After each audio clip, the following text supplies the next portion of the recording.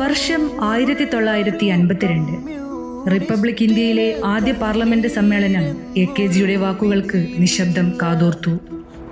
ജനങ്ങളുടെ ശബ്ദം ജനാധിപത്യത്തിന്റെ മുന്നിലെത്തുന്ന നിമിഷമായിരുന്നു അത്. പൊടിപ്പും തൊങ്ങലും ചേർത്ത വാചക കസർത്തായിരുന്നില്ല. നിശ്ചയദാർഢ്യത്തോടെ അയാൾ എഴുന്നേറ്റ് നിന്ന് സംസാരിച്ചത് സാധാരണ മനുഷ്യരുടെ വിശപ്പിനെയും തൊഴിലാളികളെയും അവരുടെ അവകാശങ്ങളെയും പറ്റിയായിരുന്നു. എ.കെ.ജിയുടെ വാക്കുകൾക്ക് നിറങ്ങളുടെ ഭംഗിയായിരുന്നില്ല, ദരിദ്ര മനുഷ്യരുടെ ജീവിതയാതനകളുടെയും ദുരിതങ്ങളുടെയും ഭാരമായിരുന്നു.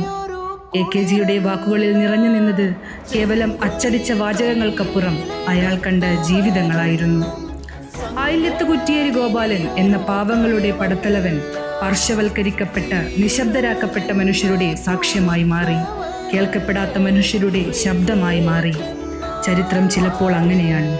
ചില മനുഷ്യരെ വെറും പേരുകൾ മാത്രമായി കാലം ഓർമ്മിക്കില്ല, അവർ ചരിത്രമായി തന്നെ കുറിച്ചു വെക്കപ്പെടും.